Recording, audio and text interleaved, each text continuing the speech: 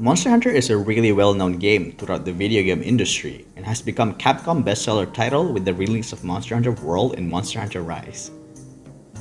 The series is well received both in the West and East, and people really enjoy the game when both played solo or with friends.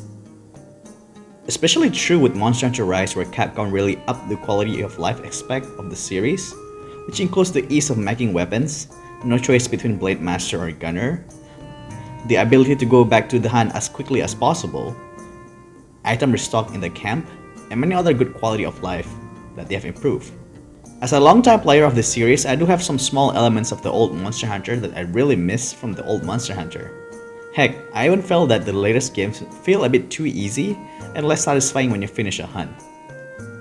In today's video, I'm going to discuss some of those elements that affect immersion, and maybe some of you might be able to resonate with what I feel regarding this. Please do tell me if you agree with me in the comment section. Before I start, don't get me wrong that I'm not saying that the current Monster Hunter is not fun or is not great.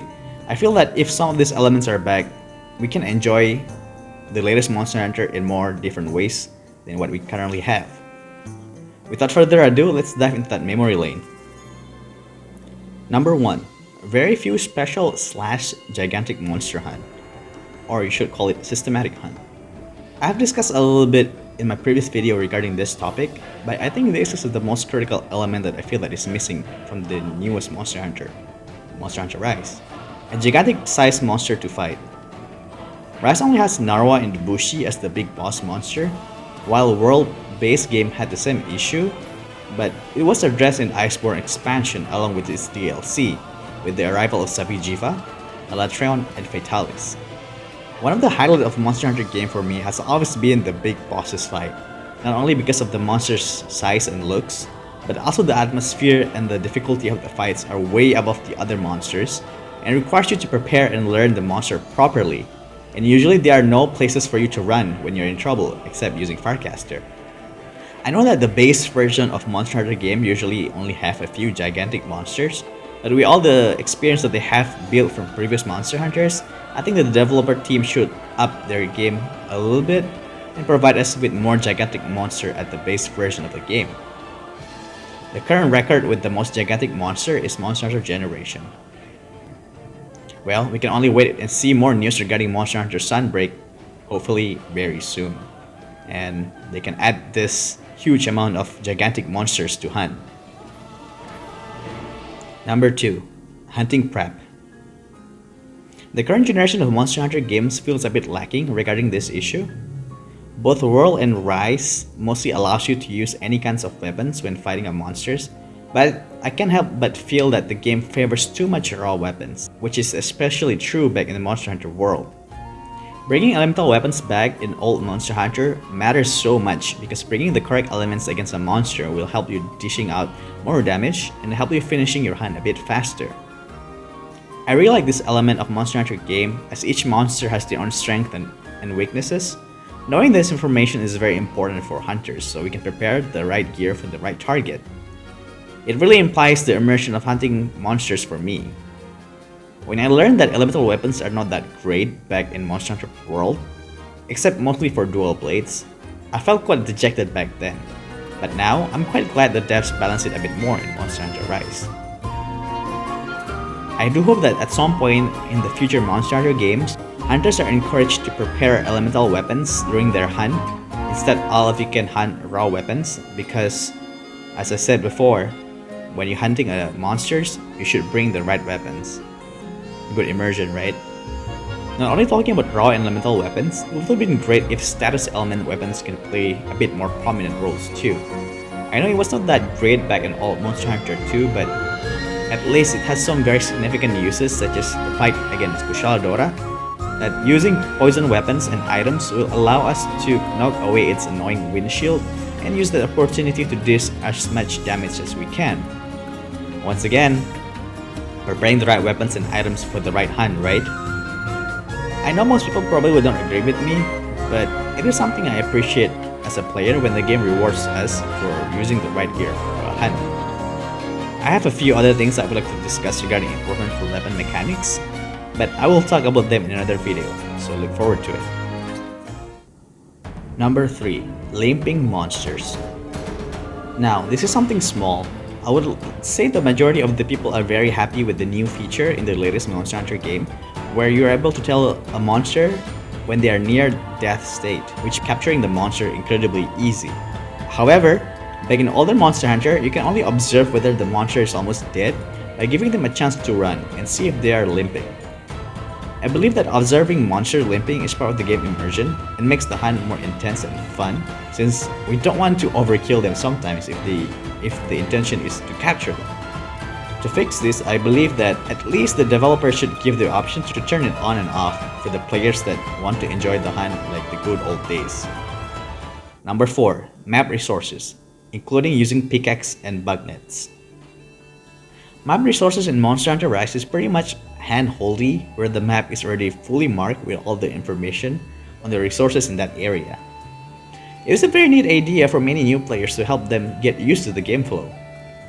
I still appreciate what they did with Monster Hunter World, because you need to be nearby and discover it yourself before it is marked in the map, since I think exploration is part of the Monster Hunter experience. I remember in the old days where we have to mark the map ourselves and remember where the resources were. I think Monster Hunter World map system is the most suited for modern Monster Hunter games in my opinion.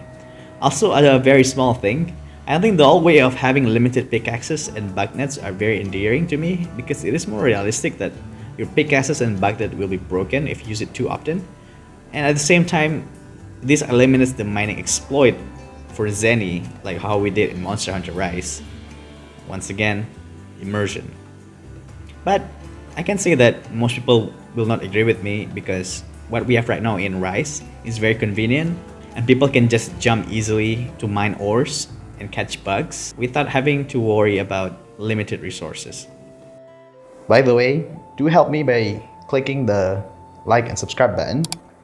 It will really help my channel to grow, and I can keep providing this discussion videos of many games just like this one. Thanks in advance. Number 5. Layer armor inclusion. I think this is something that most people will not agree with me once again. It is the inclusion of the layered armor back in Monster Hunter World. Layered armor is actually a very amazing function where people are allowed to dress their characters however they want, and with no negative effects. Sadly, this function kinda destroyed my motivation in making armors, because I really like to be able to make a mixed set armor, not only with applicable skill sets, but also they look very good and cool. For people like me, they need to select their armor carefully, so while they do the hunt, they also looks cool by doing so. Additionally, it was fun chatting with people discussing what kind of a mixed armor sets are viable and cool at the same time. As I said, the inclusion of layer armor allows people to make a very good set without having to look ugly to boot, but when you play online and see people are so strong with their mixed sets while looking cool because of the layer armor, it demotivates me to continue doing what I did with the carefully selecting armors for my own hunt. And I end up following with the meta for a bit.